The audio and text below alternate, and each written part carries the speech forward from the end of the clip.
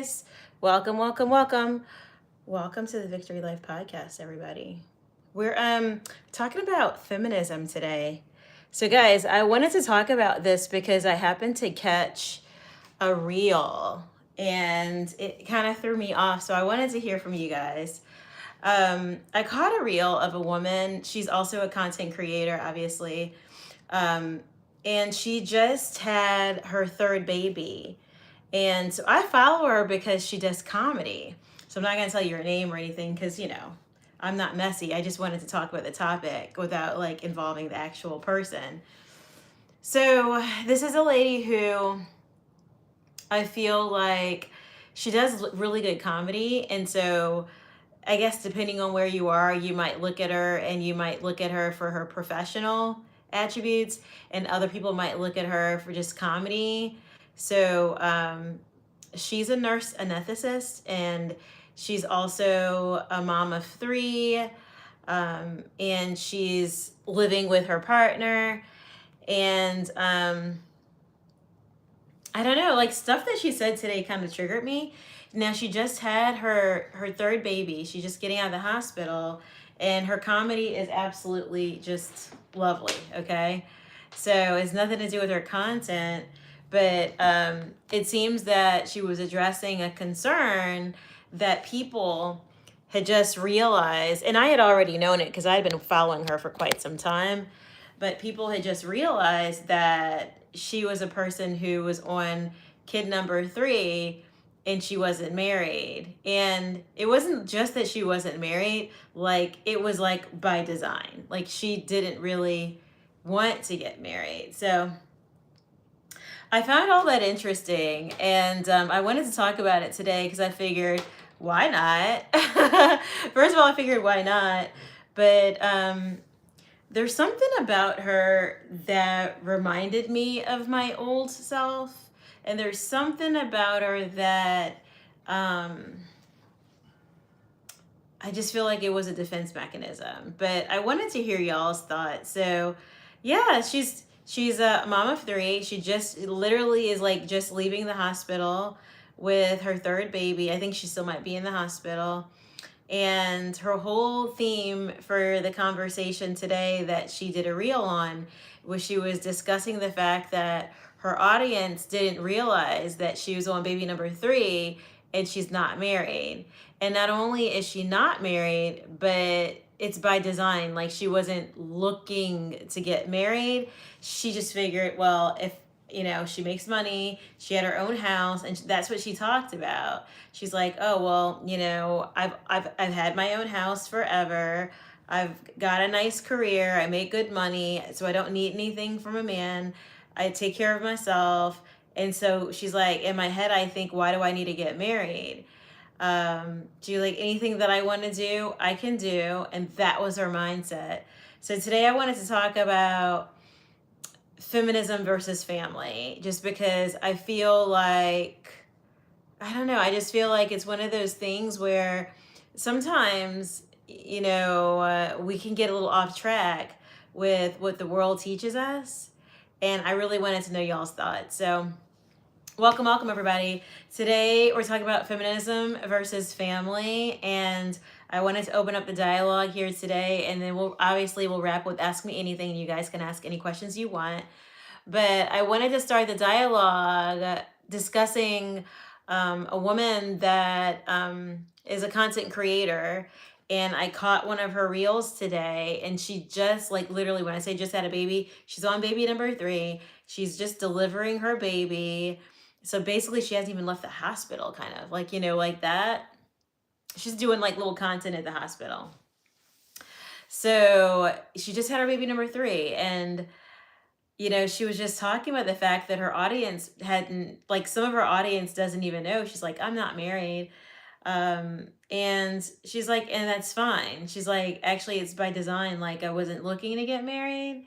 I didn't feel like I needed a husband. I have my job. I have my house. I have my money. I don't really need a husband. What do I need a man for? And she's actually saying this, y'all. And so, like, y'all pop into the chat with a head slap emoji if that's how you feel about that conversation. Like, throw a head slap emoji in there if you feel me. Like, Did she actually say that? Y'all just do a head slap emoji if you feel me on it, because although she's not married to her partner, I mean, he lives there. Like, he wakes up and helps with the kids and whatnot. Do you guys know what I'm saying? Like,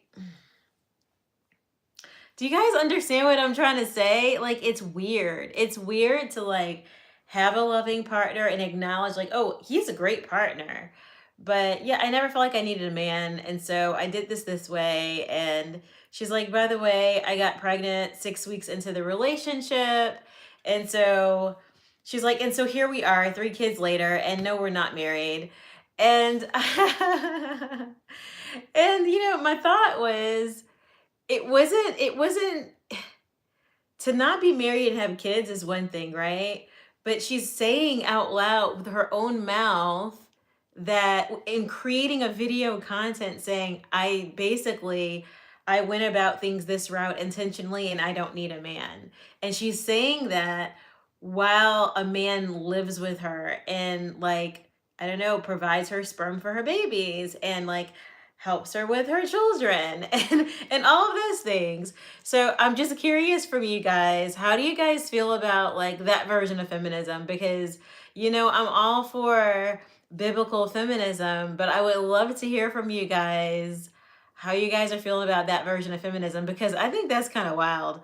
But if you feel like it's wild, throw me a head slap emoji in the chat. If you feel like that's like almost like, how do you say that when you actually have a man?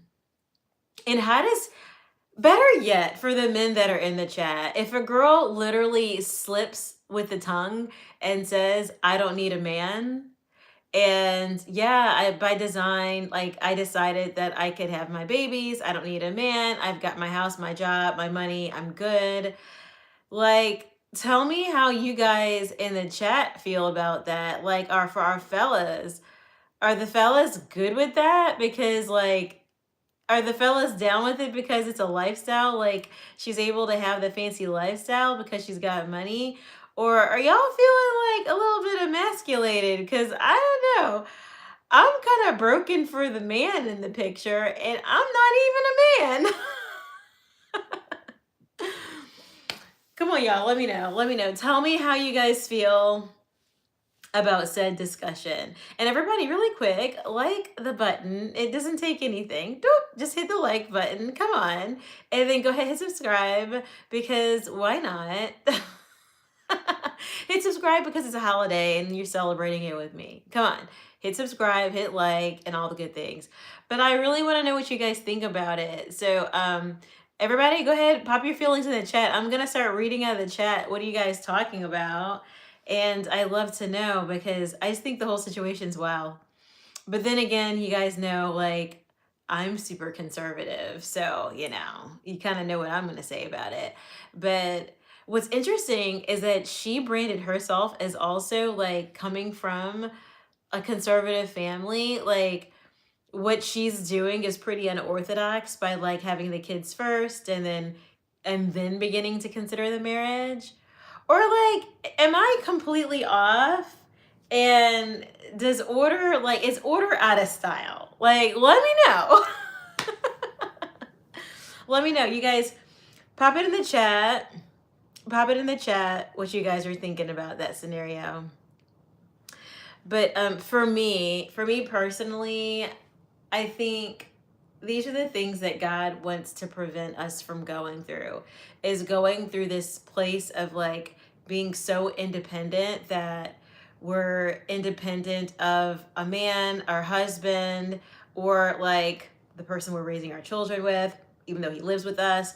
Like, we're independent of all of that, but at the same time, it represents that we are out of God's order and we're independent of God too. So we're thinking that's where that comes from, y'all. I think it comes from this place of, I don't need God even. Like, I'm good. And we're forgetting that, like, we are not self-sufficient without God. And it takes 1 second for God to humble us, and then we know the truth. Do you guys know what I'm saying? Anyways, you guys can ask me anything, pop your questions in the chat. Definitely, if you have some feedback on that topic, let me know. Let me know. Because honestly, I'm literally trying to like pick my mouth up off the floor because I thought that I don't think she intended for what she said to be offensive to her man. But if I'm her guy, I'm feeling super emasculated. Even if he can take care of himself and he, puts in some money towards the household, guys, I just think if I'm him, I feel really emasculated. I feel like this small today. You watch this woman, give birth to a whole human. She does this massively important job. And then she's like, I don't need a man. But then, like, how'd you get those babies?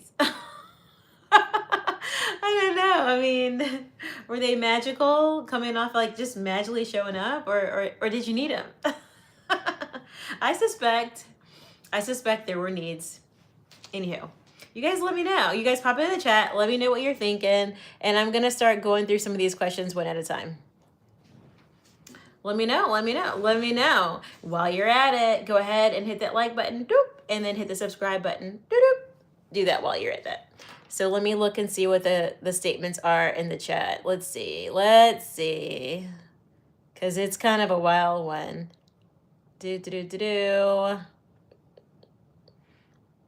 Taking some questions here. You guys go ahead, flood the chat with your questions, and I'm going to take your questions and comments. I'm doing well tonight. Thank you for asking. And thank you for the follow, Road. Appreciate that. I'm just scrolling, getting to the questions. I got to scroll. Okay.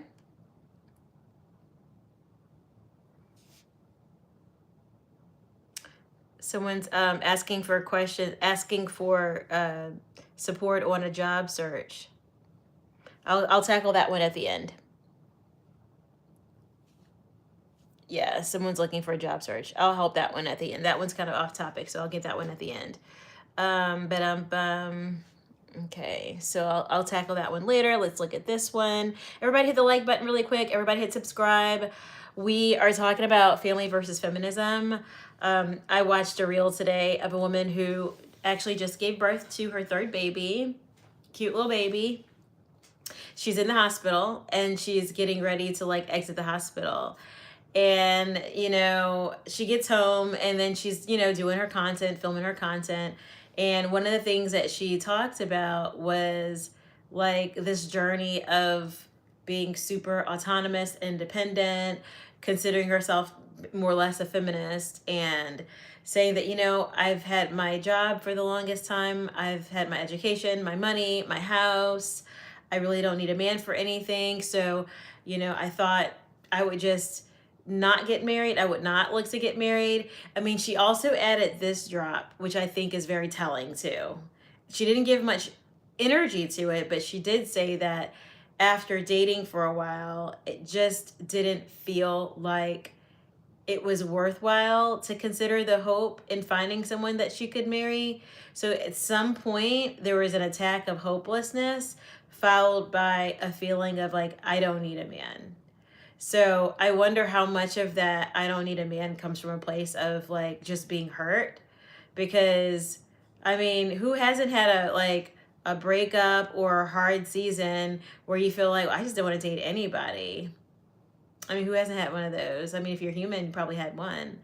Everybody hit the like button. Everybody hit subscribe. Yeah, we're talking about feminism versus family. And if you guys have questions, comments, feedback, let me know. And I'm going to read through your comments. Let's see. Somebody said that's the feminist mumbo jumbo. Okay. Hello, Terrell. If it works, it works. Okay. Okay, fam. Oh, thank you for the compliments. Bumble and Perez. Thank you. Someone said, I need to talk to someone about something personal. I don't know if that's directed at me or if someone from the chat. People that have direct inquiries for me can go to my email and submit a inquiry that way. Needing and wanting to two different definitions. Needing and wanting are two different definitions. Do you feel you need a man? I think that's a good comment though. Like, honestly, guys, I think it's kind of a lie for women to say that we don't need a man. Because as long as everything is pretty stable and steady, yeah, we don't need a man. As long as there's like air in the tire, there's AAA, you know, you got Uber, your job is bringing in money, you feel safe, respected, steady, yeah, you don't need a man. Sure. It's not until you want to have a child that you need a man. And people can say what you want. I know you can go alternate routes of getting babies, but we're talking about like the normal, regular stuff here. In general, once you look at how much it costs to do all those alternative means of making babies, first thing you think is like, what man do I know? So like there is the idea that you do need a man. And then like let's talk about when you're on a dark alley or leaving someplace late, you need a man to walk you to that car. And let's talk about when like last night, y'all, I didn't know what I heard, but you know I was waiting for Jesus to crack the sky. I'm always waiting. I'm always like, are you here? Are you here, Jesus? We've been waiting. I've waited for so long. I heard something out the door and I was like, is that a gun? But then like it kept happening like, you know, like on a routine. And I was like, oh, okay, I guess it's just fireworks. And then I realized it really was fireworks. But I was like, okay. But if that was an intruder coming in the house, I mean, just because I have weapons here, I've got weapons of mass destruction, but that doesn't mean that I wouldn't like to have a man go check out the issue. Let's be honest. Let's be honest, right? So, this whole I don't need a man thing, yeah, I don't know about that. All right, next question or comment. It says, but you judge it on somebody's blah blah blah blah. You don't know what she really meant by that. Well, I've been following her for a while. I mean, I think it's even harder if you just watch the one reel. But I actually, out of her audience, a lot of people didn't know that she wasn't married. But I've been watching her content for a long time, so I knew she wasn't married. So you know, I knew her story. She'd already gone through her story several times. So I already knew her story. But I think for me, it wasn't the fact that she's doing it, but guys, I don't think we know that we need a man until we don't have one. Like she's ready access to a man, not just a man, but the father of her kids in the household. And you might think you don't need a man, but when your kids are crying at night and they're screaming for daddy, you might not need a man, but your kids need him. Do you know what I'm saying? So it's so in other words, you need a man. It comes back to as soon as your kids have a need and then mama bear instincts kick in, you're going to say, "Oh gosh, I need to solve this problem for my kids." And then it goes right back to you need a man. So I think that sometimes people have this conversation and it's like there may be layers under that statement, and other times it's just a cool thing to say. But I think at the end of the day, like what I want to mention here in our chat is, you know, these are people who have a lot of influence and they have a lot of followers.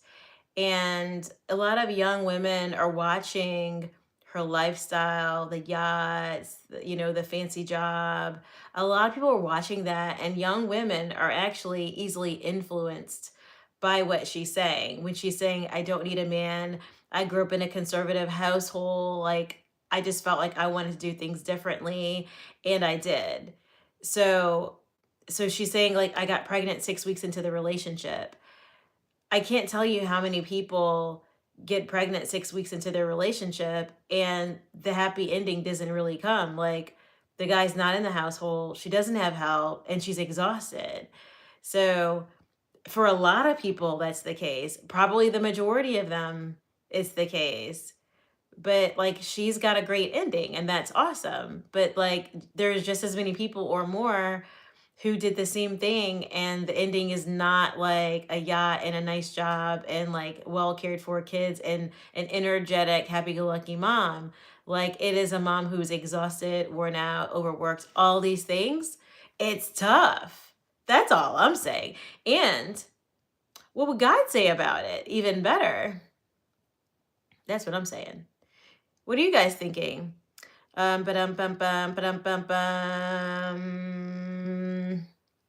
Someone's like, tell me about me. I am between the ages of 25 and 50.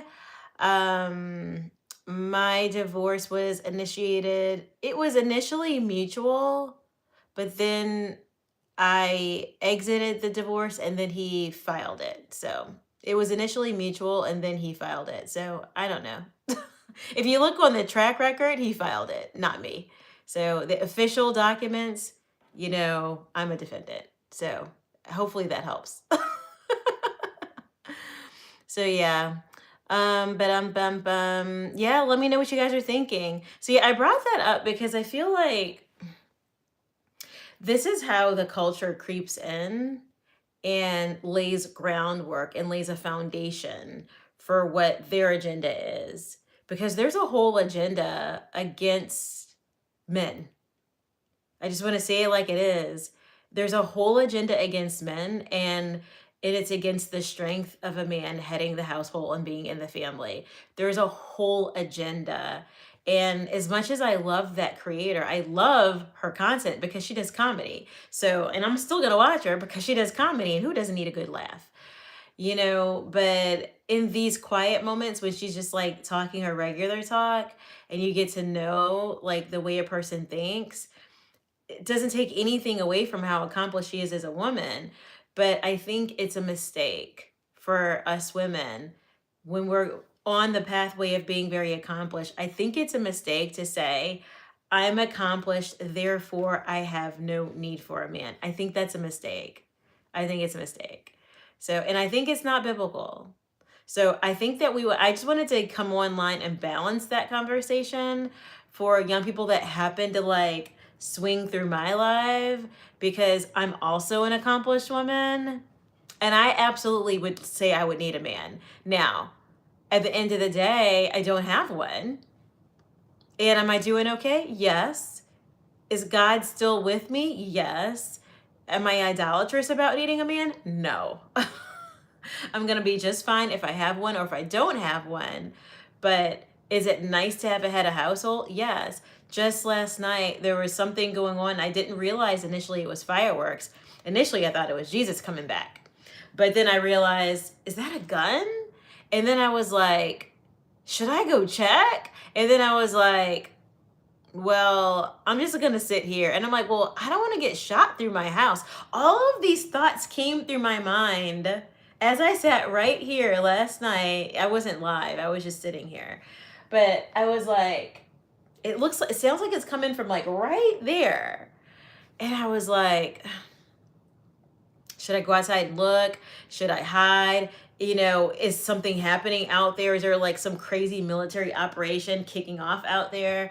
Like, it was a moment in my life, I will tell you, no matter how much money I have, I was thinking, it sure would be nice for a man to go check and see what's going on out there.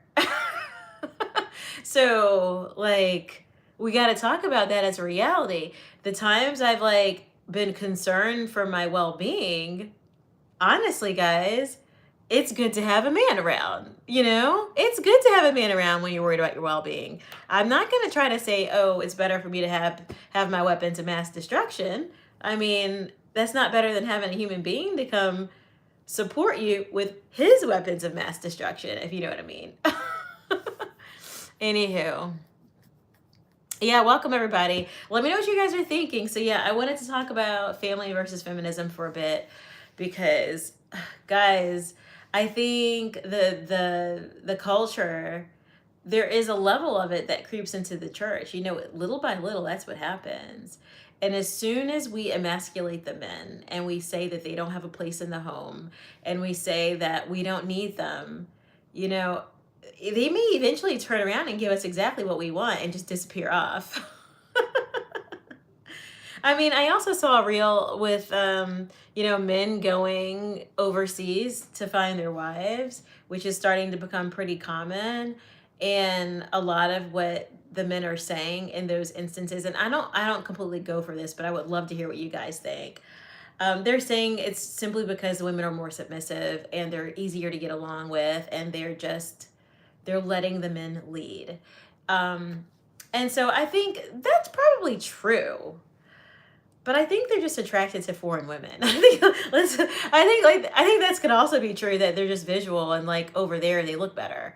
Maybe they don't really look better, but like they're attracted to the aesthetic of someone who just looks different and exotic. I think that could be true on top of them loving a traditional woman. I think both can be true. And I have not met a man yet that's not visual. I mean, you pop it in the chat if you know one who's not visual. But I'm pretty sure if the woman was submissive but unattractive, he'd just keep on walking. Anywho, everybody hit the like button really quick. Everybody hit subscribe. We're talking about feminism versus family. So yeah, and while you guys are at it, if you have feedback about this topic, you can flood the chat with it, but you can also ask me anything. If you want to flood the chat with your own different questions, you can have questions for me, questions about your own life. You can flood the chat with your own questions. I'll take those too. Welcome everybody. We're talking about family versus feminism. However, you can ask me anything. You guys know how we do it. I love to take your questions, and I will take any question that you have. I'm a health expert. I'm a seminary graduate. I have a business degree, so you can ask me anything. So if you're new to the channel, welcome. Hit the like button, hit subscribe, turn on the notifications, come on back in, and ask me anything. Ask anything in the whole wide world that you want, because I'm happy to take your questions. All right, let's see what you got. Oh, I look 21. I'll take it. I'll take it. Thank you. My dad is like super, super, super, super, super, super, super young looking. So I get it from him. He's super, super, super, super young looking. So it's the genes. I can't say that it's a me thing. It's a genes. It's genes. But I'll take it. Welcome everybody. We're talking about feminism versus family. So if you guys have any additional comments, go ahead, pop them in the chat. But yeah, I was just talking about the fact that I saw a reel today of a woman saying she really didn't need a man, although she just birthed a baby. She's like, I really don't need a man. And it made me really think about the state of the culture today. And it's one thing to think that in your head, like, I'm good, I can provide for myself, I don't need a man. It's one thing to think it inside of your head, but I think it's another level to say it out loud, and say it out loud on a video that your hubby's gonna, or your partner's gonna see, because I think it's hurtful. It's hurtful to the person who is in your life. I think it's hurtful. That's what I think. I don't think it's necessarily her intention to be mean, because she's a comedian, right? But I think it's hurtful. I think if a guy tried to make a joke about not needing me while I'm his partner, that's a night that I would have a few tears on my pillow, if you know what I mean. I would have a few tears. I wouldn't be okay with that. So I think I will just say this broadly, guys, because I think there's this aspect culturally that men don't have feelings, that men don't fall in love, that men aren't vulnerable, that men don't have emotional needs, that men don't cry, don't need to cry. And, that is toxic. It's toxic culture. Men are humans just like us. I mean, at some point, they're babies and they need hugs and they need to be cradled and loved and snuggled and protected. So these men are the same people that were once babies, who thrived when they had affection and attention and warmth. And when someone nurtured them. These are the same people that grew up and they started off with that. So I think it really can be counterproductive to speak opposite, like they don't need that, like they don't desire it, like to act like they don't have that emotional need too. I think these are the ways that we quietly wound our men, and our men never say anything because they're really not allowed to. They're really not given a cultural space to say that's not okay, that's hurtful, you know? Instead of them saying that, if you say you got 3 kids with someone and you say, "I don't need a man.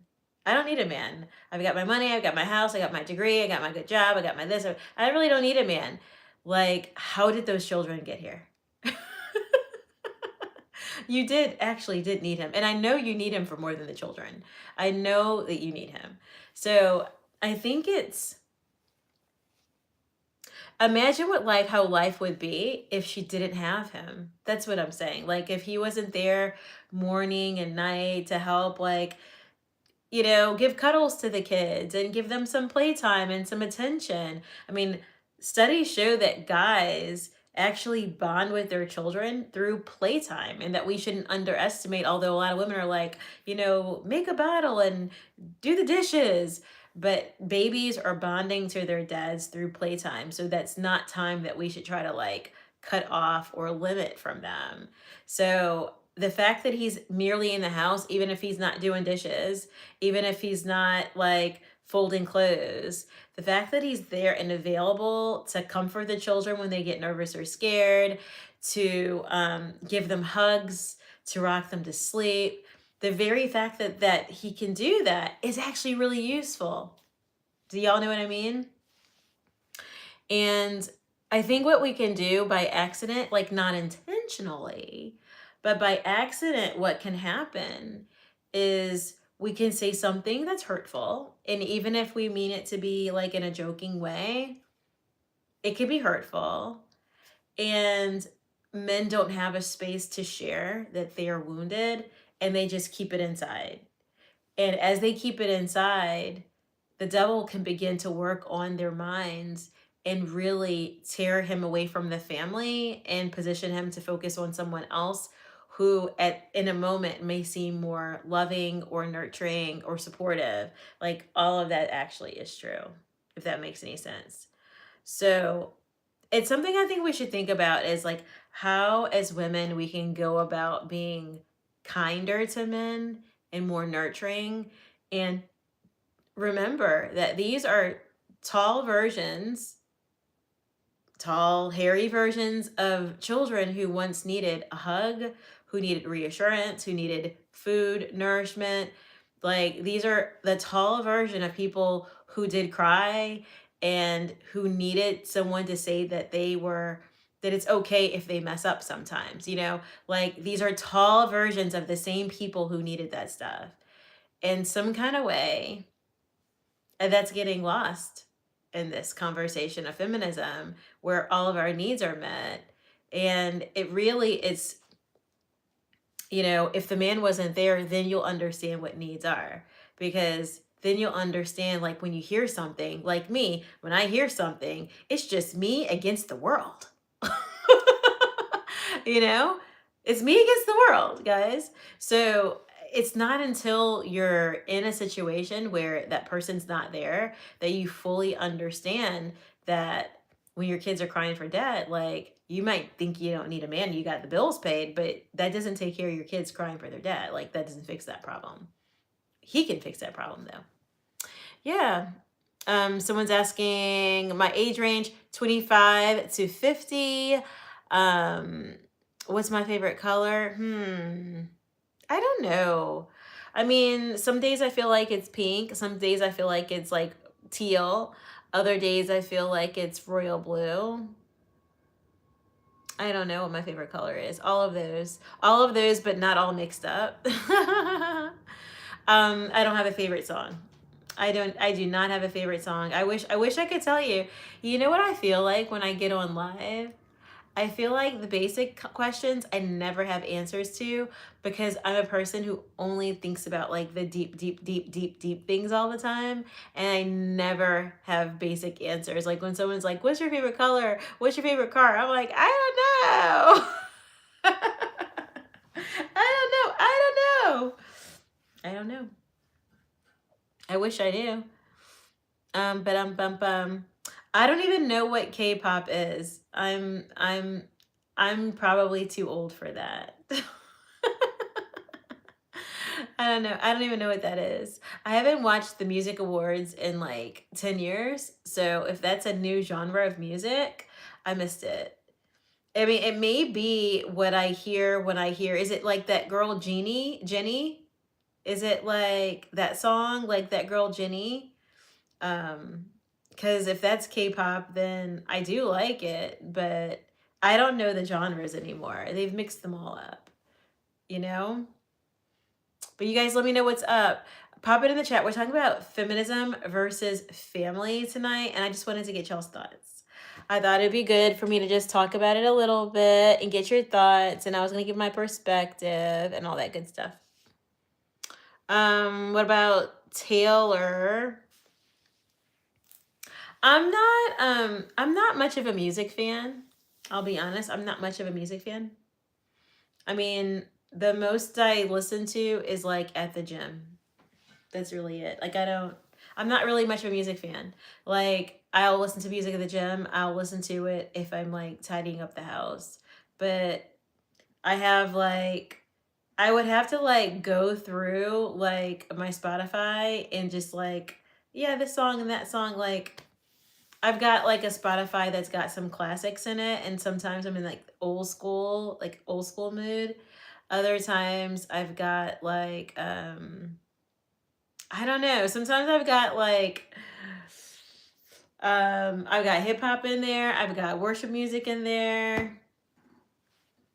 I've got a good little blend. I've got some dance music, some pop music. Um but yeah, I don't, admittedly, I don't listen to Taylor. I don't listen to her. Um Someone says, women make the baby, men make everything else, with all caps. And I mean everything.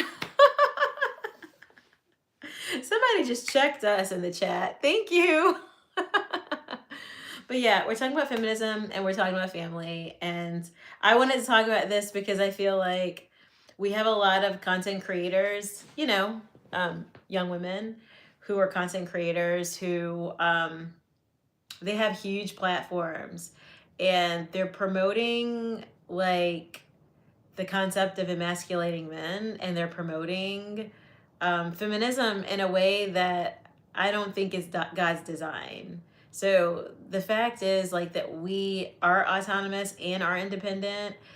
I mean, that we read, we study, we're educated, we make money, all that's great. But I think having a humble heart is important. And also it being able to like set some of that aside to know how to love is important. And even if it means like, that's something that I've had to pray about for the last 2 years, because I'm talking about her, but I'm also talking about myself. I've had to work through my own little, you know, things with that. You know what I mean? Like I've had to work through my own little things with that. And it got revealed to me that I needed to work on just like my feminism, because I've had to like be independent for so long that like I need to work on that. Like that's a whole thing. Because what happens is this, for the women who are listening, if you're acting like her and saying like I don't need a man because I've got this and this lined up, the fact is, if a man is not feeling needed, he'll eventually be redirected someplace where he can be a head of household, like a head, because that's a desire that he's built with. He's designed with a desire to lead something, to lead someone. And when that's not his position in the household, it's more likely that he'll find a household where he can lead, even if it's on a smaller scale, even if it's like a smaller house, with, a smaller boat, those kinds of things. He'll just find a household where he can do that and be happy and be at peace and still feel like a man who's in control, because that is part of his biological makeup. So, I don't know. That's what I think. Name one thing that makes women feel, let's see. Name one thing a woman makes. I don't know. I haven't thought about that. Um, Let me help you. Oh, that's mean. We do not make problems all the time. That is not true. Don't put us all in the same bucket. Don't do that. Um, let's see. You know what? I actually could change my car tire at one point, but I was younger and my dad showed me how to do it. So I've been able to change my own oil, at some point manually. This is, back when people didn't always go to AAA and go to like the local service places. But I was able to do my own oil. I had like a black container, put it under the car, open the oil thing, let it, fall through, close it up, fill it up, blah, blah, blah, all that good stuff. Checked it at the very end. So I suppose I still know how to do it, kind of. I've not done it in years, and I have no plans on doing it at this point again. But, and I did change tires at one point when I was younger, and really nobody does that now. So I think men don't even do that now. But yeah, nobody really does that now. So, well, AAA does it. So yeah. But yeah, I've done it before, but that's only because my daddy taught me how to do it.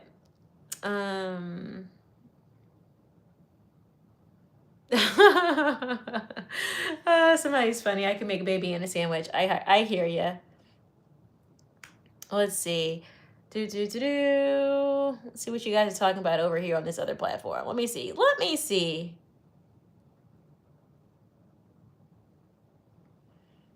Somebody said they're looking for a job. This was my recommendations for the person looking for a job. I don't know what your field is. I wish I knew that because I could help you more specifically. So it's hard for me to help you specifically without knowing the field, but I'll just try to talk generically. Somebody popped in the chat. They were looking for a job and they needed help and needed advice. I think the first thing you need to do is network, because right now the job market is a little bit interesting. So it helps to know people, and it helps to make a good first impression. So know people, be on time when you meet them, be on time when you're supposed to call them, check in regularly with people. Don't just check in when you need something. Have your little list, call once a month, and actually check in with people. And it should be some people that are useful to you, but it should also be a few people that you just want to connect with, because you'll be surprised at how just having a strong network, how you'll meet someone who can help you with your job. So job searches nowadays are very much a networking thing. People are hiring based on who they're comfortable with, who they know, and who's been referred. So there are sites that you can use to get referrals. So just Google that. I mean, I'm not in the market to get a job, so but there are referral sites where people actually will, if you go to the site, you can look up the company and find someone who's willing to refer you, and they're doing it because they want the referral fee. So there's a site that does that, so I recommend that. And then also you have to beat the algorithm logic for submitting your application. And that's the truth now, because now all your resumes are being reviewed by AI for the most part before they even get to a human. And so if what you're writing doesn't contain keywords, your resume never gets to a human. It just gets locked out of the system. So with that, what I would suggest is I read this in Forbes magazine a couple years ago. Forbes, and you guys can go look up the article for yourselves, but Forbes had an article on the difficulty of getting a job as of 2 years ago, which I know is still the same issue. And they basically recommended that when you go to fill out your application, that you take the actual job description, you take it and you copy it, and then you paste it at the bottom of your resume. First, paste it in black ink so that you can see it. Then you want to change the font of the job description to like the smallest font, probably 8 font. Now you've got your regular resume, and at the very bottom of it, you've got their job description written in black at the bottom of your resume in black ink. You've got it small. You've shrunk the font to like 8 or less, like make it super small so that it doesn't take up a whole lot of space. And then you take that font, you copy it and you change the font color to, if your paper is white, hopefully it's white, change it to white. And then now the font is invisible. So now when you upload that resume to the system, it's going to be scanning for keywords in their AI system. That's what the AI is going to do. It's looking, I don't know, if you're looking for some leadership position, it's probably looking for the word manager, it's probably looking for director, it's looking for exceeded or expectations or strategic, or they have whatever keywords, just like Google has keywords for branding. It's got keywords in there and it's scanning the resume for the keywords. If the keywords don't pop up, then it's going to rate that resume as not qualified to move forward, and it just gets dumped in the trash. That's actually what's happening to everyone. So if you want the job, you got to beat that system. And I can't wait for that system to go away because I think it's stupid. But I mean, if you want to get to a human, you got to beat that system. So basically everybody is stuck in a, resume IVR, where basically you're like holding, you're trying to get to a person, but you're like being spun around by some computers. Basically, you're being spun around by a computer. So you got to beat the computer if you want to get to a person. And if you don't get to a person and get an interview, you don't have the job. So your only ways around that are networking and referrals, so that the human can go look in the system and pull the job. So when you go talk to a human who's in connection with someone who can hire you, you're going to want to know the reference number for your application. If you already submitted it, you need the reference number to give them.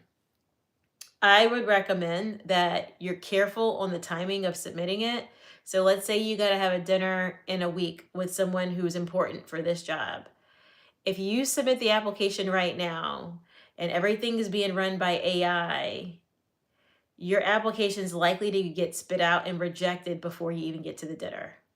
Does that make sense? They're going to probably spit it out and reject it in an hour because it's not a person, it's a computer running logic against what you have written on your document. That's all that's happening. So you would have submitted, hour later it says rejected, or maybe it's a couple of days later. It's pre-programmed, based on whatever the logic is. It may be programmed for Sunday nights, it spits them all out. Sunday night at midnight, it'll run an automated thing and it'll spit all the resumes out that don't make the logic or don't make the minimum benchmark. So you're trying to beat that and you don't know for an organization what day they're going to run that logic.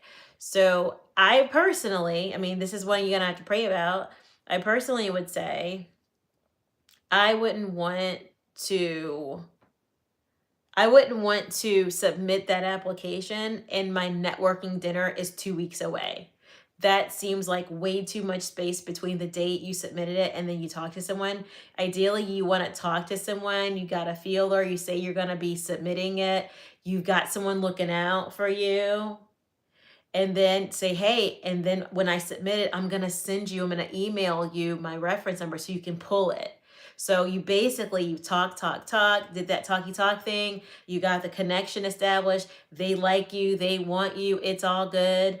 And then you're like, okay, I'm going to submit it tonight. Does that make sense? You go home and you're submitting, and I'll message you with the code as soon as I got it. So you go home, you submit it, you get the code. Don't be messaging them at midnight, so get it done early in the daytime. You message them with the code, boom. Now they got the code. Now if they want to pull it, they can go in and have HR pull it manually instead of letting the automated system rule you out. That's the only way around it right now. So good luck. or be exceptionally the best. Perhaps if you're exceptionally the best and you've written your document and then it'll still maybe work. But that's what's wrong right now. That's why nobody's getting hired. But yeah. I bet the person who asked the question is not even in the chat anymore. But I'm sure that helps somebody. Welcome. Fam alert in the chat. Sridhar. Fam alert. Fam. Let's see. If you guys have any other questions, pop them in the chat. We're talking about feminism versus family. And we're talking about a woman who just gave birth to her third baby with her partner.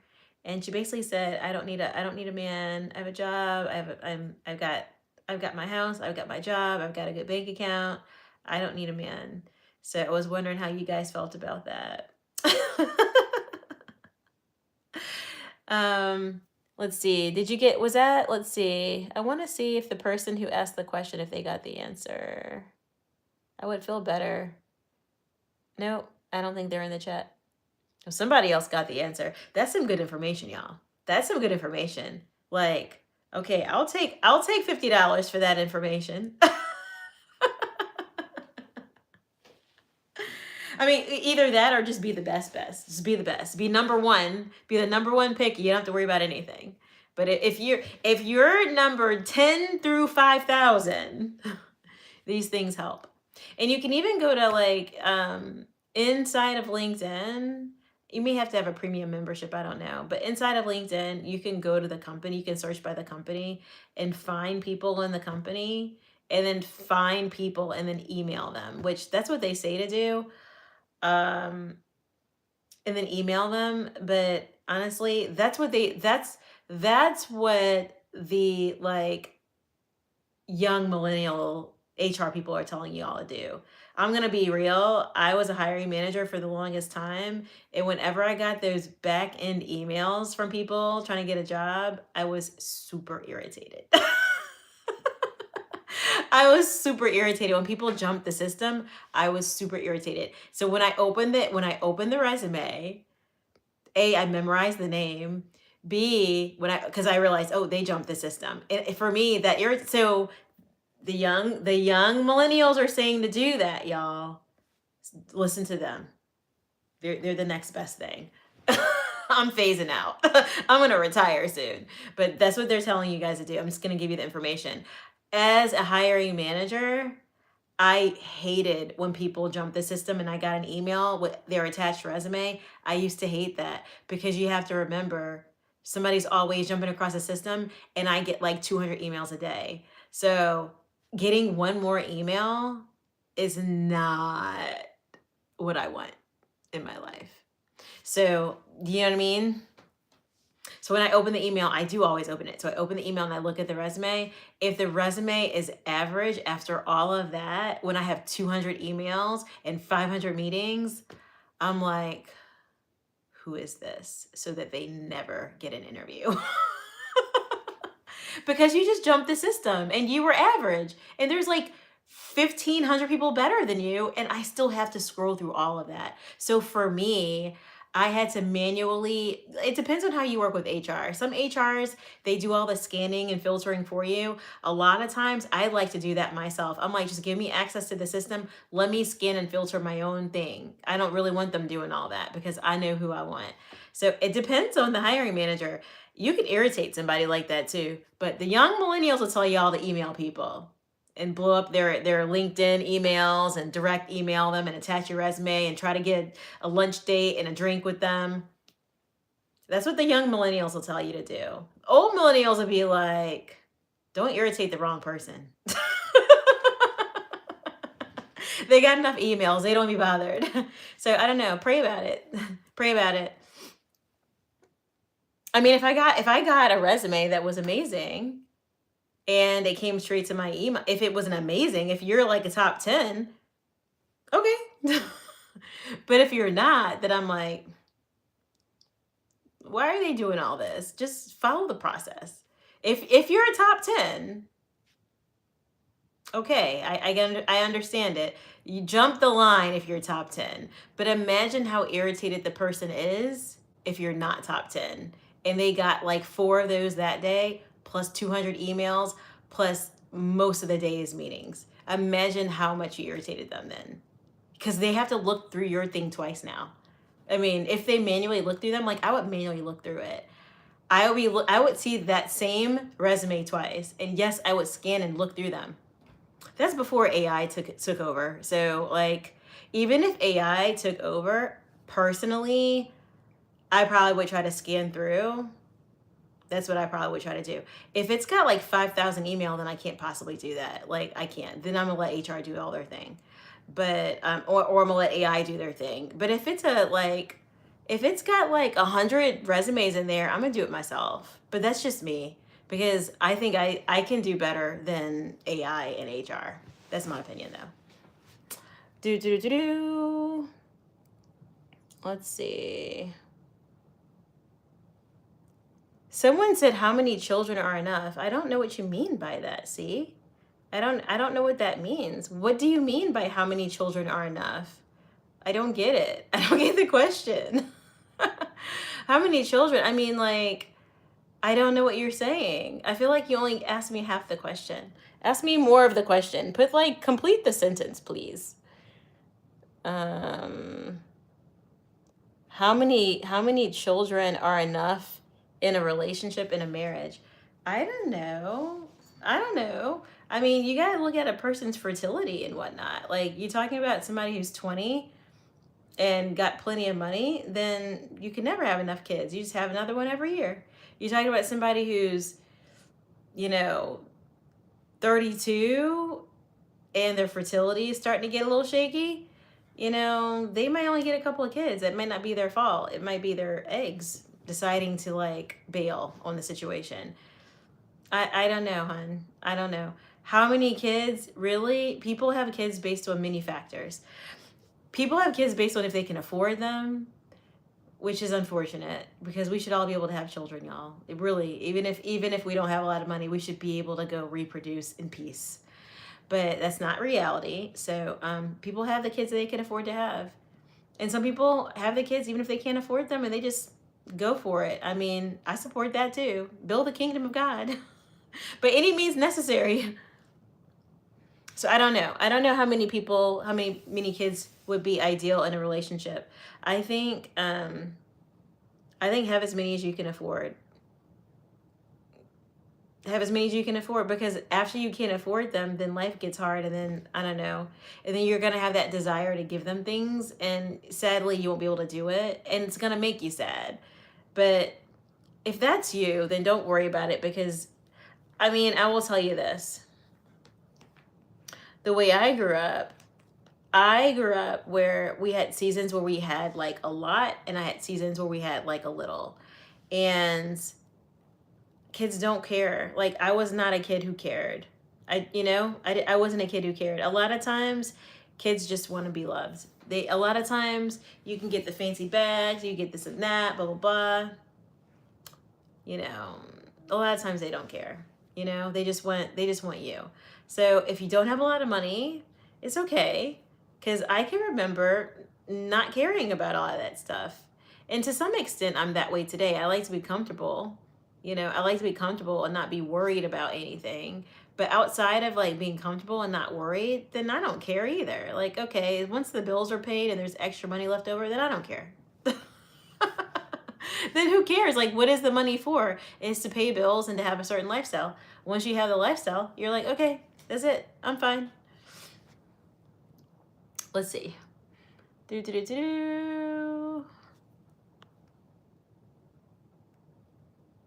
Somebody said AI can't replace me. That's right. Let's see here. You guys have any other questions? Pop them in the chat. You guys, pop your questions in the chat. Otherwise, I'm gonna hop off. I have not done Exodus chapter 7 properly, y'all. I have not properly finished Exodus chapter 7. And I have a feeling it's not gonna get done tonight either. I have a feeling. Because this girl already had her magnesium, so you know how that goes. Pretty soon she'll be like, psh. Let me see if you guys have any other questions. Let me know. We're talking about feminism and family, but you guys can pop any question in the whole wide world in the chat. So somebody had a question about jobs, business things. Somebody's like, we should have Bible trivia. Well, you gotta make the board game first. That's what you gotta do. I don't do Bible trivia. I do Bible study. So you should come on over to YouTube so you can join Bible study. It's a bit late tonight, so I'm not gonna do it now, but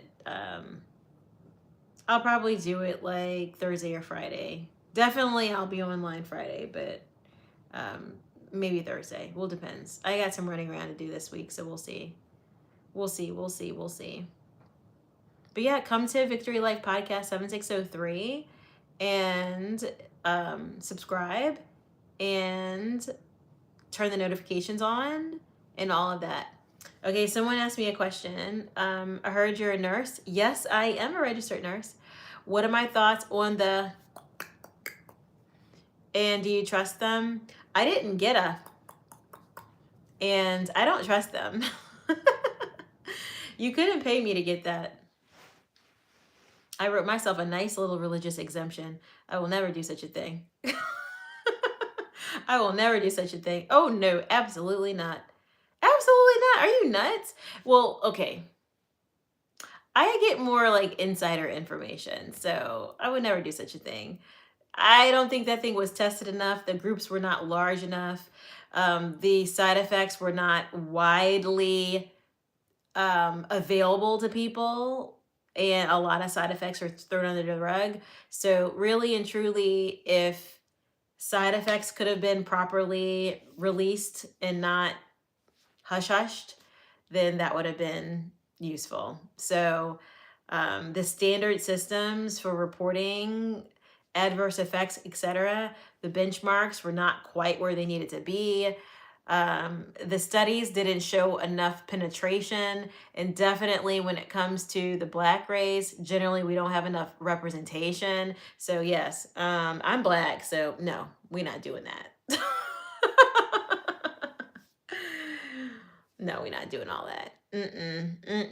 No, we don't do that. We trust in the Lord Jesus. And that's what I did. I'm like, Lord Jesus. That's it. That's it. I mean, I had to fight a lot of people on it, though. Let's be honest. I had to fight a lot of people on that. But as far as I'm concerned, yeah, I'm not doing that. I wasn't doing that then. I'm not doing it now.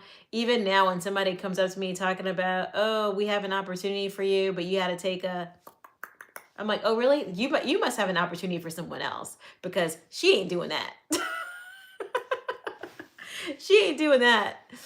But yes. Hi there, Shadow. Welcome. Hi there, True. Welcome. Yeah, and not only that, I felt like this. I felt like as a leader, it was expected for us to get in line on these things. And so I know people that were like early in their careers didn't feel that strength to be able to say no.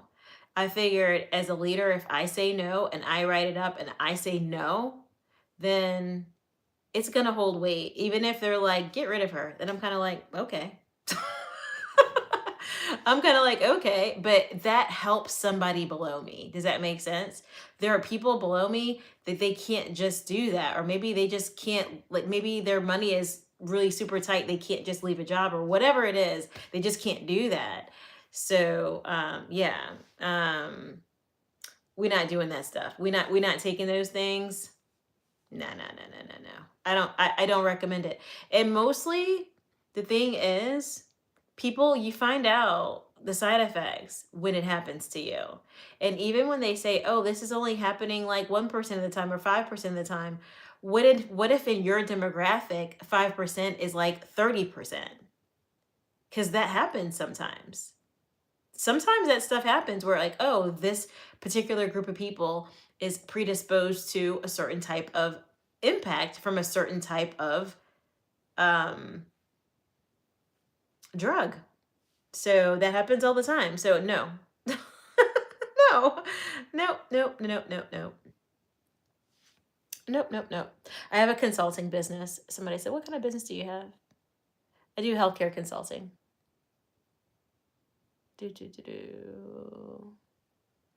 Yeah, I don't trust them. I don't trust them, and I don't trust them for anyone. So yeah, I wouldn't recommend it for my family. Although I will say this, my parents didn't have peace about me not getting they didn't have peace about it, but we just had to agree to disagree.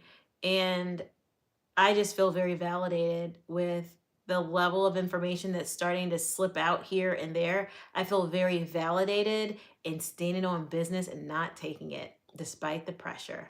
I feel very validated. So cheers to the people who just stood on business. And honestly, in the healthcare world, that was not easy to do. People were like, you have to do this. And I'm like, I won't. That's all. That's it. That's it. Like, people were like, you have to. And I was like, really? They're like, yeah, this is required. And I'm like, okay, bye. So yeah. It wasn't an easy thing. It's not an easy thing. And it's not an easy thing when they present that option to you and you're looking at your bank account like, um, I'm paycheck to paycheck right here. Like, I got about 2 weeks till I'm broke. That's also not comfortable. So some people had to do what they had to do, and I get it. And I just felt like being a leader, I was not going to do it. I was not going to do it. I was not going to compromise. And I figure if enough leaders say no, then it could actually slow the whole process so that people under us never have to go through it. But if all the leaders cave, then the little people, they don't have a choice anymore. It's really, really hard for them. So I really don't know how many leaders caved and did it, but I know I didn't. And I was willing to leave everything for it. So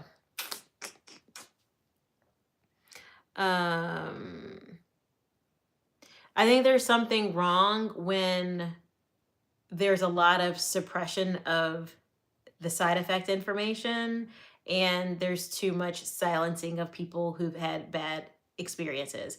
That's a big problem. I really don't like that. Because some things, it takes a while for it to kick in. Like sometimes you have an effect that's immediate, and other times you have an effect that is kind of cumulative, maybe additional, additional. I can't say too much because y'all know it's interwebs and it'll lock off the whole thing and throw me off. But you guys know what I'm saying. Like sometimes with additional ones, you'll see more because you're accumulating. Other times, it's just your body and how your body's processing things. It just reacts terribly. So here's what I read in the Lancet about it that had me concerned. And like when my parents were like telling me, you have to have it, you have to have it, you have to have it. Because, parents know what they know, but I mean, I know what I know. So in this case, I've read enough. So I was reading in the Lancet, which is a established medical journal. It is a established medical journal. It's not like, Entertainment Tonight. And the Lancet talked about the fact that certain drug makers should not be giving their medications in Africa. And when you read through it, it says why. Why should that certain drug makers not be giving their medication in Africa? They're like, oh, in certain zip codes, I'm not going to say zip codes because Africa has their own little system. I don't know what it's called. But in certain regional locations, their HIV rate is higher in certain pockets. And where their HIV rate is higher, that medication is going to interact in such a way that it's going to become problematic. So what that medication was going to do is, for when I read through it, it kind of predisposes you. So first of all, you have to get a connection point to HIV in order to get HIV, okay? Let me first start with that. You can't just take one of those and then suddenly get HIV. I'm not saying that. I'm saying you have to have an exposure, a known exposure through, your blood and body secretions through normal HIV means to get HIV. But with that mechanism, certain drug makers, the way their mechanism worked is the way it worked with that mRNA, etc. I can't remember which one it was now, but some of them made your body more likely to, if you encountered an HIV molecule, you were more likely to seroconvert to HIV positive. Now, why is that important?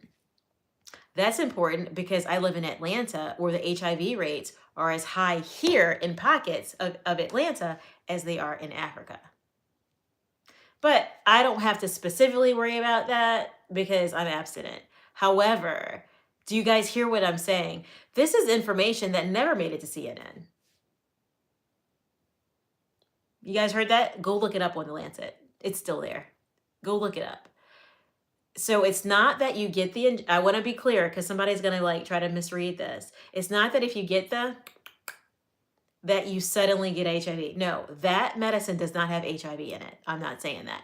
What happens is the mechanism for how it works, it predisposes certain people, certain types of it, not all of them, but certain brands, because of the way they work, certain ones of them will take your body. And if you get an exposure with you guys know what it is on the weekend if y'all slip up.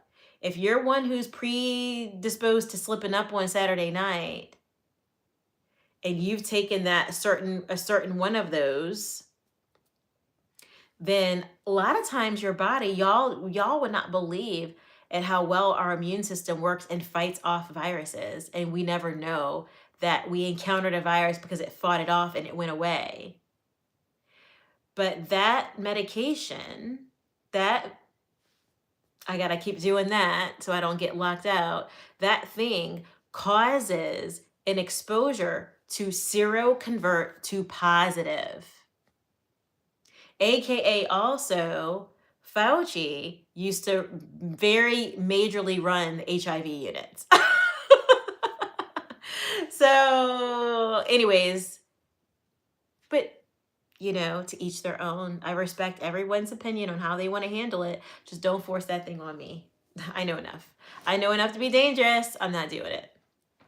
And that, not only that, I was never one who did well, like when I was a younger girl, on birth control. And this is common, like with all of my Black girlfriends in my small subcircle. I can remember when all of me and my Black girlfriends back in my BC days, this is back before Christ, y'all, when I was in the world, me and my girlfriends all had tried birth control pills, and each one of us had major complications. Did I say we were Black? All three of us were Black. And all three of us had major complications with birth control. I started getting pains, suddenly getting pains, like all throughout my limbs, like just in little spots. After I had my daughter, I took birth control, and I was like trying to plan out not having another baby right away because that was a very traumatic birth, and my body could not tolerate getting pregnant again because I almost died the first time. So I started taking birth control after the baby, and I started getting these pains all over my body. I knew it was happening. I knew I was getting blood clots, okay? So if you know, you know. I'm a nurse. I'm an ICU nurse of all. So I know when something's happening to me. So I was like, oh my gosh, I think I'm getting blood clots. I stopped taking the birth control immediately. Then I called my doctor and went to go see him. And I was like, oh, by the way, something was happening with that medicine. And he's like, well, I recommend you stop taking it. And I was like, oh, I already did that. But I was just letting you know. But a lot of people, and this is the difference between people who die and people who live. The person who dies would have had the same thing, and they just listen to their doctor. They just call him, doctor brushes it off, yada, yada, yada, right? But the person who knows enough, they A, know their body, B, they understand whether stopping a medicine is going to make it worse, or whether stopping it is going to solve the problem.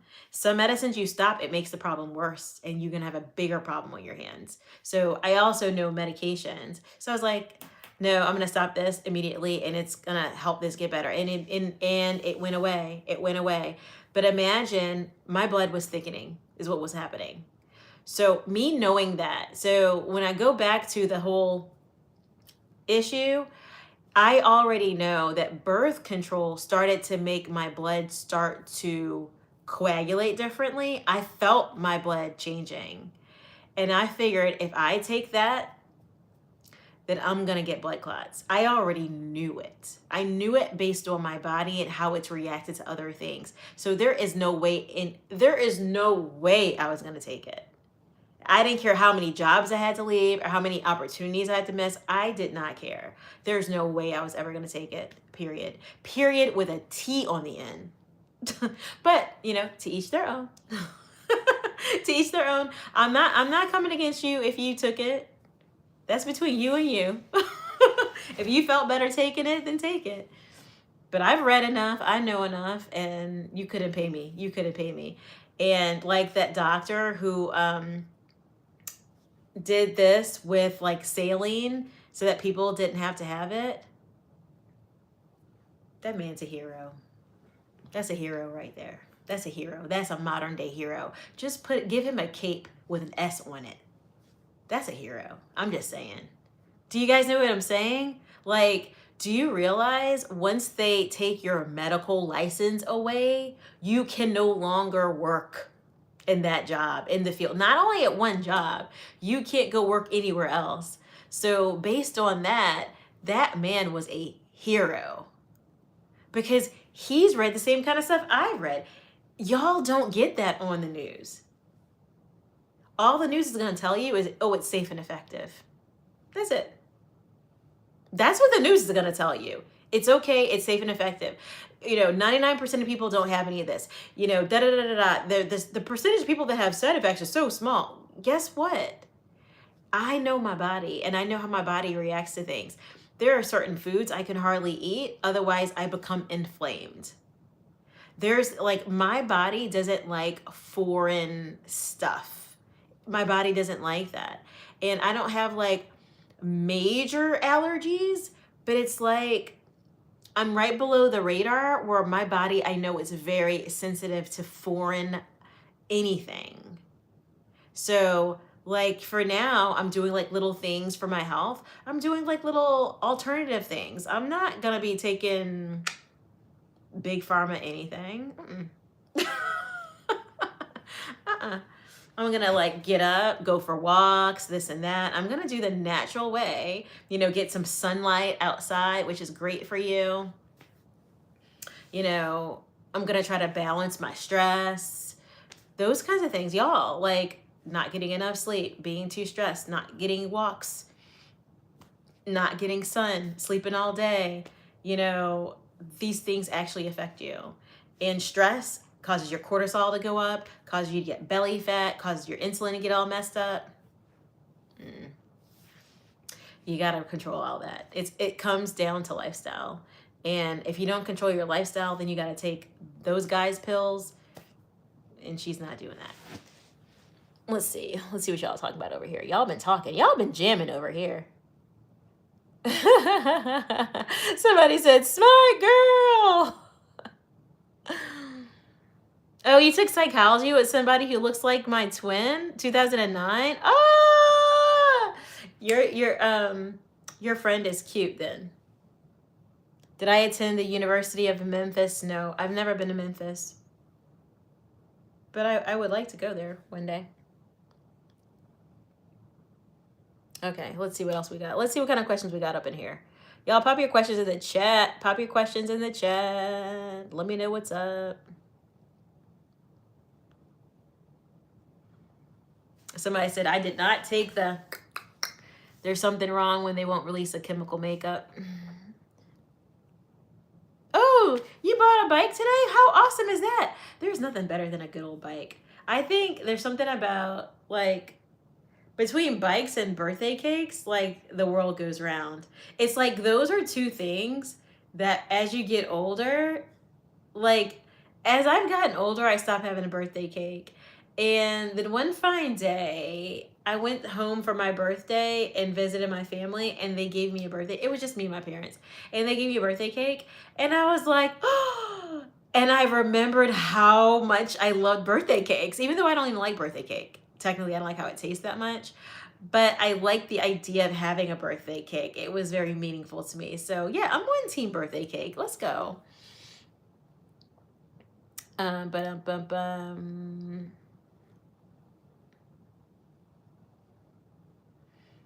Someone wants to set me up with someone. She's not dating. I'm still recovering from my last heartbreak. I'm not over that. I don't think I will be dating this year, to be honest. I don't think this is going to be my year to date. But, I'm open to whatever the Lord wants to do. But, yeah, the person that I wanted to date, I don't have him. So, I don't want anyone.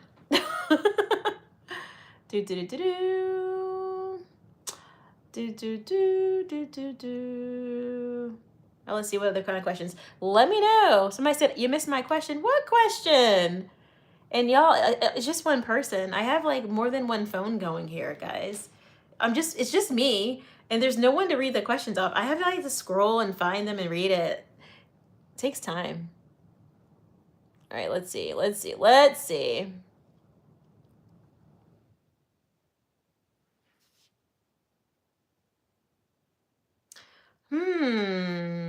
Someone says, what about, so I've got to like, someone says, what about intimacy with a person who has the, what do I think about that?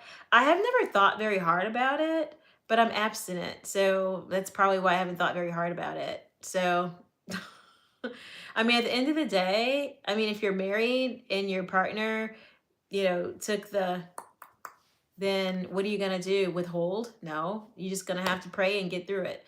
But, the reality is I tend to love being around people that have the same religious beliefs as me.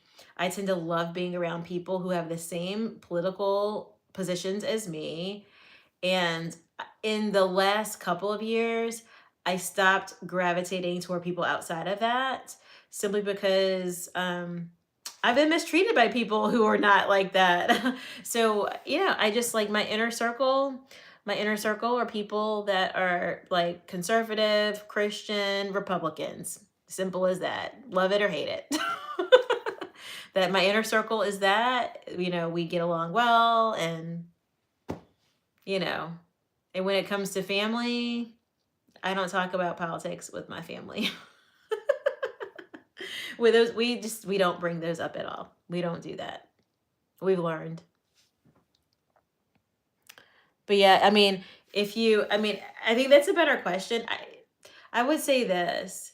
I don't think it's unwise to avoid intimacy if you have none of that, and then someone has that. I don't think it's unwise to avoid it. Does that make sense? Given what I just specifically said about it. So think about that. I just said that there's certain drug makers where the mechanism of action predisposes a person to seroconvert to HIV if they have an exposure. So essentially, it makes your partner extremely high risk for HIV. So if you're just like fiddling around casually dating, would you want to date someone casually who is high risk for HIV? That's the question. So, in terms of partner selection, probably you don't want to do it, right? You probably don't want to do that. So would I recommend you avoid them? I'm not going to say I recommend that you avoid them. I would just recommend that you be abstinent because God loves it. And then if you're married, I recommend that you have intimacy all the time because God loves that. So that's all I would say. In terms of like casual dating, I don't recommend anything except abstinence. So we don't have to worry about that in these streets. But so I can't see how I can't tell you, but you can make a decision that's good for you based on your lifestyle right now, based on what I said. At this point, you have to remember that thing went out how many years ago, and all these people have been doing all this stuff since then. That stuff has been mixed around all over the place by now. So there's a very few of us that don't have an exposure at this point. Do you know what I mean? Even the people that didn't, originally get it, they got married and probably at some point they got an exposure to some of it, right? So we'll see. At the end of the day, this is why you pray and have faith and don't worry too much. Like, I'm telling you guys what I'm telling you. Don't look at me and think that I lose sleep over it, right? I just use information to make good decisions that I can rest well with. And at that point, that's it. I just rest well. I don't think anything else about it. Like, it never comes up in my mind again. Like, I can't even tell you the drug maker right now because I read this article like 2 years ago. So I don't remember it off the top of my head now. But the article, I went and looked for the article later again to make sure it was still there. Because as people started having side effects, I went back to look and see if they like ditched the article and hid it and like buried it so that you can't find the data anymore. Because it's published by the Lancet and the National Institutes of Health, aka Dr. Fauci's team. So I figured they would have buried it, but like last time I looked, it was still there. So But then again, they already know the news media is not going to pick up that stuff. So just be careful out there in the streets, y'all. The media tells you like this much of the story. If you're not reading for yourself, then you're not going to know what's going on. Like, that's all. But you can always ask me. You guys can always ask me. But do you guys know what I mean? Like, if you're not, yeah, do you guys know what I'm saying? Like, let's see.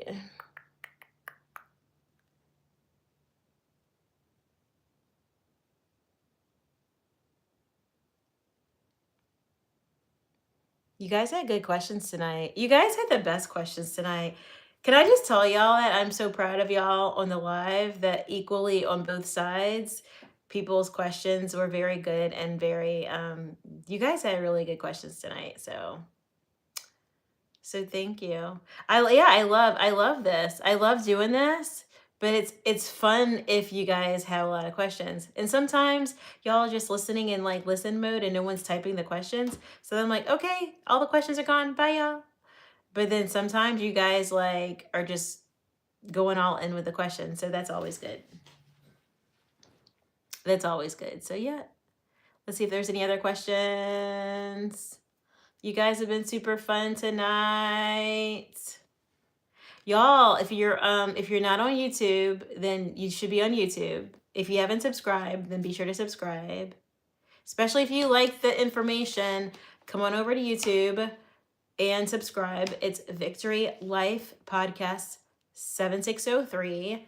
Hop over, hit the like button, hit the subscribe button, turn on the notifications most importantly, so that, because like today I had to like get my my algorithm restarted because like I deleted a video or something. Like I rescheduled a video, and when I rescheduled it, it messed up my whole algorithm and it stopped pushing my content. So I had to like push out a bunch of shorts today to get my algorithm to start again. Because last time I went live, nobody showed up because it wasn't pushing the content. So if you like, YouTube is super sensitive. If you do any little thing to it, your whole wheels they stop spinning.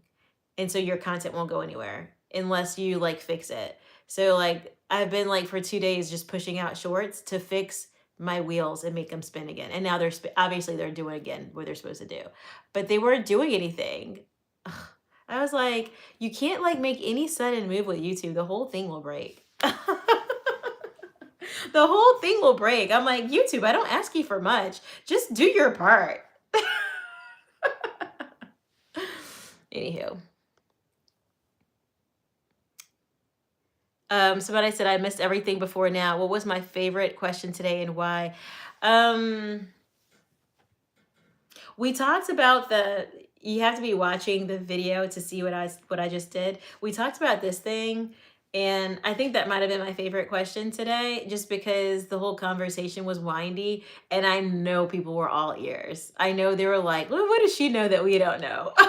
And I know they aren't saying anything, but they're like, oh wait, she's a healthcare expert. She knows some stuff that we don't know. And everybody was all ears. That was my favorite question tonight. All right, somebody said,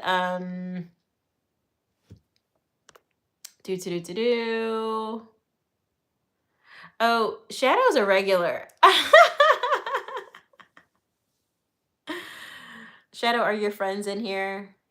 I'm trying to like be respectful of my peeps that come in here regularly too, because I know I have like all the different age groups coming in.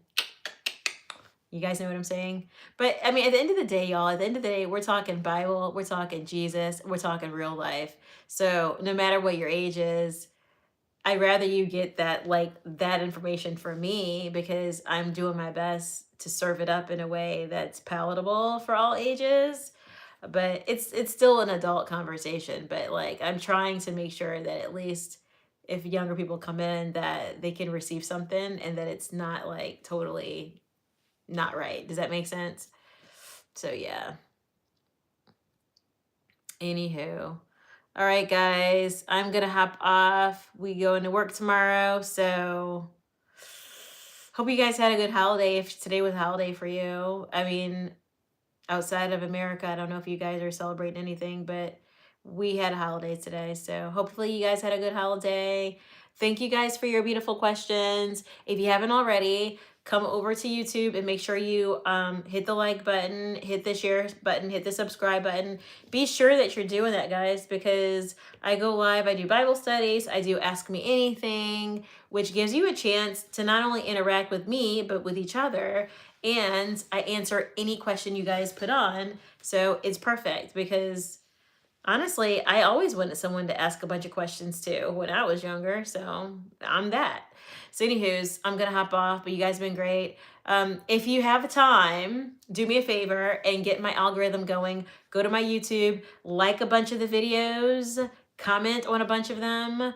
Just go through like, and say hi. Just do that a bunch of times. It'll get my wheels spinning again because today, I deleted, I changed the schedule on one of my videos and it literally broke my YouTube on Sunday. It broke it. And I've been working the last 2 days trying to get it fixed, but there's no good thing like listeners who can go in and like everything. Just go like 10 videos and say hi on 10 videos. It'll help me a bunch. It'll get my wheels back to where they were before. Because, you do one thing and the whole thing just stops. So anyways, thank y'all for watching. I will be live again, definitely Friday night and possibly Thursday. So you guys be looking forward to it. We'll do Ask Me Anything, and we'll probably do Ask Me Anything after. We'll probably do Ask Me Anything first and do Bible study after. That's the plan. Okay, guys? All right, y'all. Bye, everybody. Bye.